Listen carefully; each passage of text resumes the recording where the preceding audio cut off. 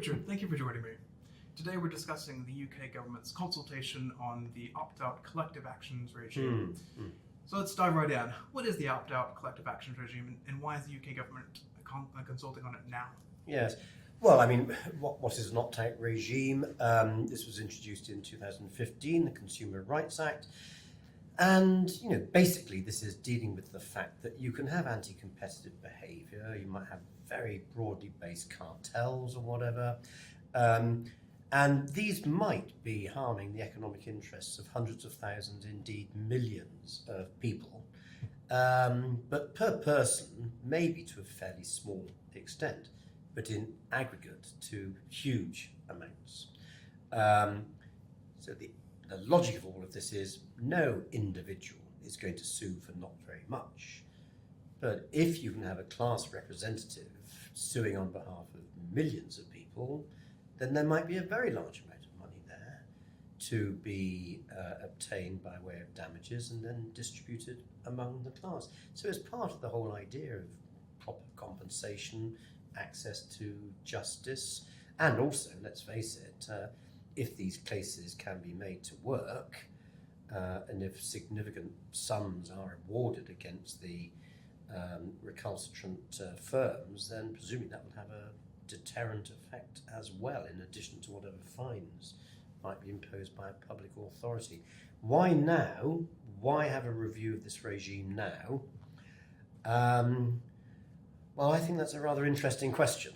A personal view is I think this is a little bit too soon, because the legislation's 10 years ago, but it only really started to kick in 5 years ago for various reasons I won't go into now.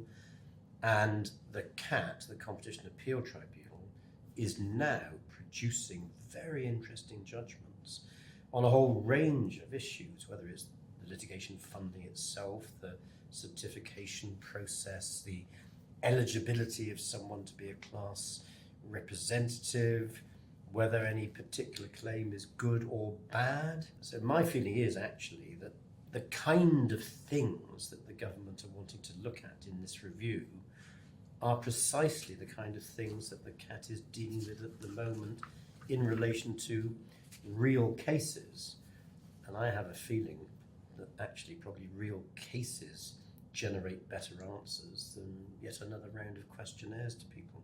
And that probably takes us on then to some of the answers that the government might be looking to hear more about. From the consultation document itself, what is that the set of questions the government's putting to potential respondents suggest about the main areas for potential reform? Yeah, okay. So, I mean, I think there are four issues that they're interested in.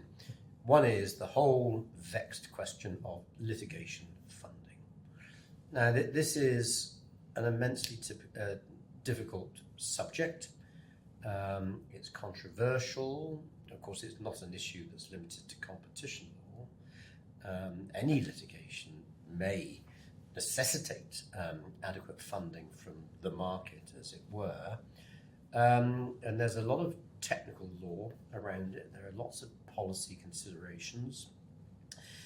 And in the years that we've had this regime, there has been lots of opposition to some of the litigation funding agreements that have been entered into, some of them at a technical level of whether they satisfy certain legal requirements, other ones as to whether they were fair as between the class being represented and the funder.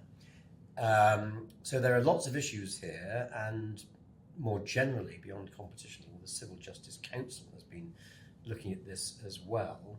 So it's serious stuff, and I can absolutely understand the desirability of looking into it.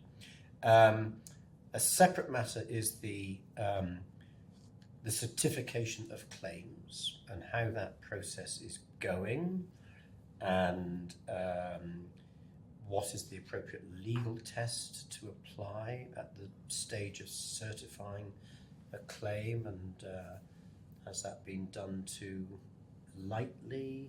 Should there be a change in the rules and so on? So that's obviously a legitimate thing to look at. Collective litigation of this kind is I would say, staggeringly expensive.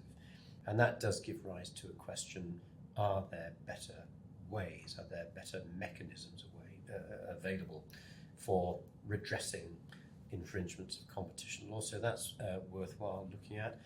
And then another question is, let's suppose a dollop of money is made available by way of damages. How does it then get distributed among the class members? And depending on the case, I mean, that can be very complicated as well.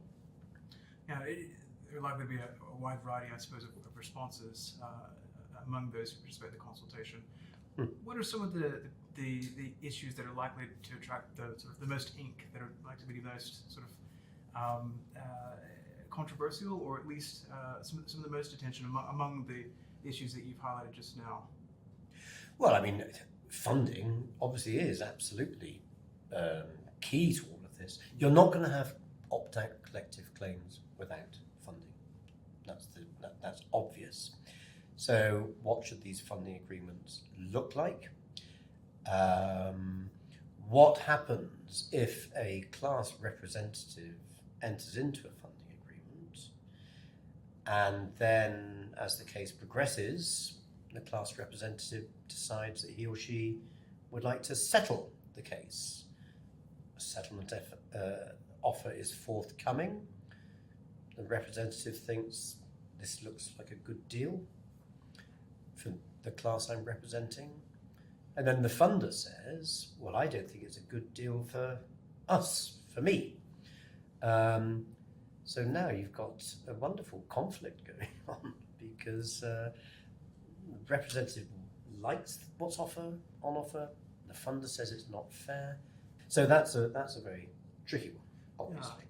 I mean, we talked about settlements a moment ago. I wonder, the government are asking also about alternative dispute resolution, and I wonder what your view is to the scope for applying that in a competition law setting. In principle, why not? At least why not give it a go? But I do think it's very important to always make this point. Cases are vastly different from one another. And it may be that there's a certain kind of infringement with maybe a limited class, whereby you could imagine locking everyone in a room together and saying, sort it out. If, on the other hand, you've got an action which is on behalf of literally, in some cases, 20 million or more people, well, alternative dispute resolution may be more difficult.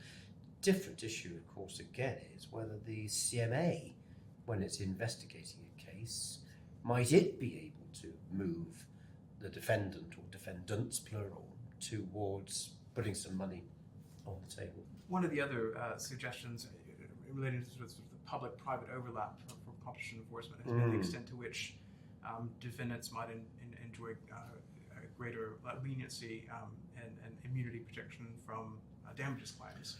I wonder what your views as to the sort of efficacy in relationship to the particular leniency regime that the CMA and the European Commission operate. Well, I mean, forget the opt-out claim here. This is an issue that's been discussed over many years. That is to say, we know that you can apply to an authority for leniency from being fined in an investigation, and that has worked very well in terms of enabling authorities to bring cases. You then have the problem, however, that leniency applications have declined in number. And is this perhaps because, although I can get immunity from my fine, all I'm doing is exposing myself now to a damages claim in circumstances where the damages actually might be infinitely more than the fine would have been.